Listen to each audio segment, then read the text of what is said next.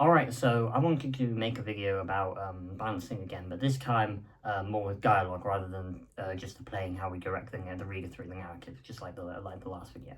So with dialogue, and with I guess prose as well in this case, it's very easy to visually make it seem a lot denser than it should be. And by visually, I don't just mean what's actually in the text, what is textually understood from reading the prose or the dialogue, but visually how it looks on the actual page. I've got two examples here, and I'm going to just go through both of them and why they, in each use case, work and don't work, and also when we should recognize when to use them and why we should use them in that scenario. So we're going to be imagining the dialogue are text bubbles. In actual writing, they'll be like this, but they'll always be on the left side. This in the same scenario will always be on the left side. It'll say seg. I'm sure you know this already, but it'll say like seg, and then there'll be a little bit of there'll be like a sentence of something major happened in the actual scene. So anyway, we've got a very short exchange of bubbles here, if you can call them that. Just a sentence there, and then got two sentences there. Forgot to full stop that because of manga. Two sentences there, and then that's it. Just a quick, brief exchange. It could have been longer with similar lengths of sentences. It could continue after this, but that's just like a flash into a scene, right? Now, they could be talking about very complex things here. If you can imagine that with how short and the brevity of these three messages. They could be talking about really complex things, but traditionally, even if we're not introducing these expository concepts to our readers, we can still be quite dense in the execution of those highbrow concepts.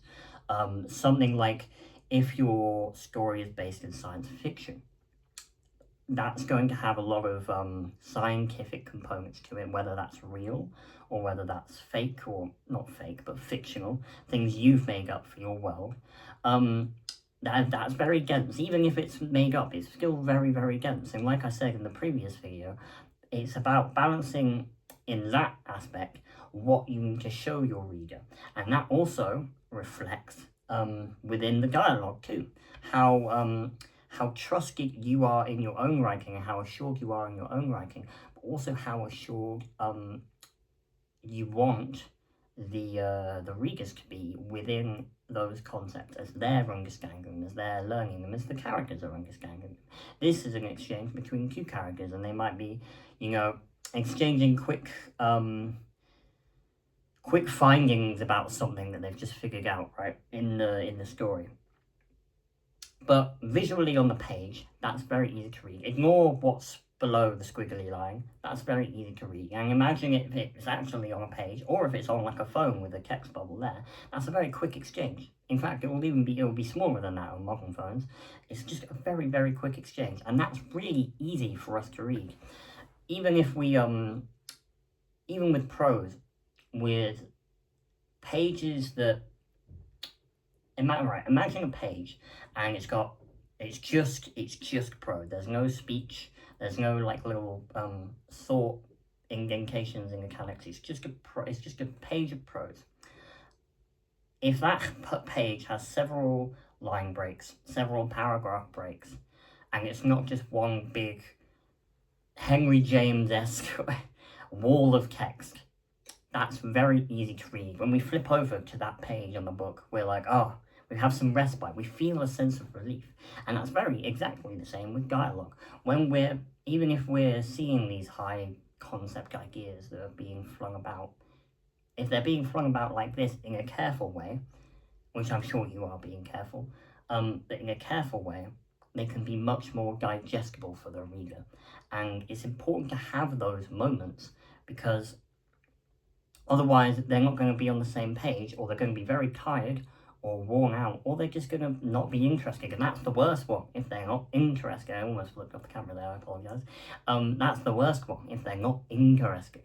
You know, they can be bored, but we can pick it up again. We can pick it up afterwards. We can pick it up with something like this. We can get them on that level again. We can get that on that more grounded and contemporary and simple level again, just by having simple dialogue. And that's why that works very well. Now, where it doesn't work is sort of paradoxically also to do with big concepts or expositions or monologues, or when two characters or two or more characters, or even one character with a monologue, are having large, important conversations with one another that demand more, I keep thinking of screen time, but demand more word space and more space on the page, and they're having big moments, just like you do with prose when there's a big scene or a big reveal of something, or you're showing something new, or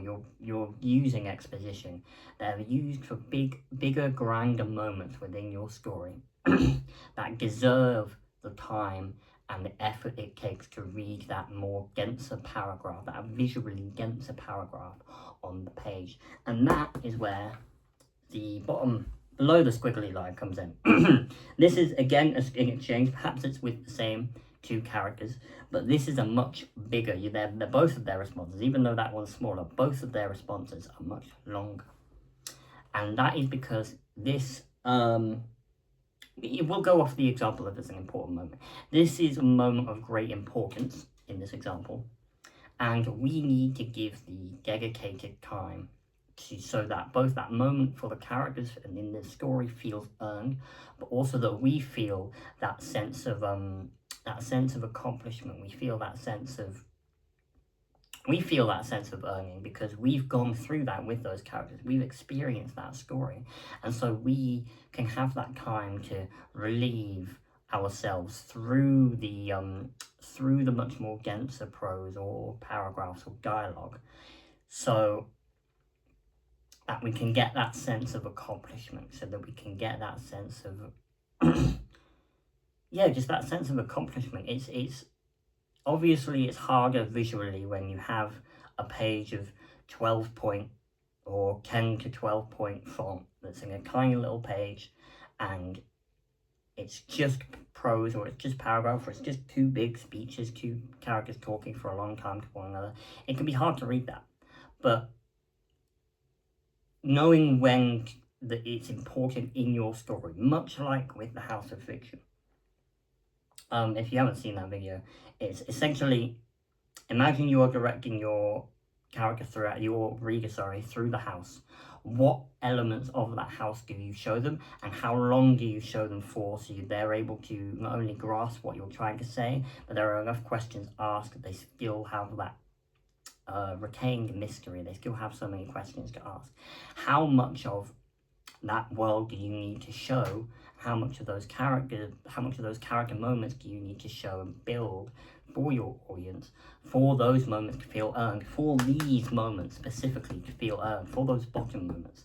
These are moments where, these are also moments when they're earned, but this is where it truly matters and it feels most important.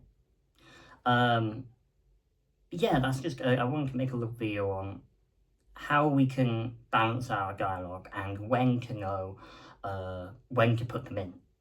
So for quicker, more exchanged dialogue, to get the reader on the same page again, and to make them feel not only just invested in the actual story, but they want to keep reading because there's an easier passage to read, and they can feel like they can almost reset themselves.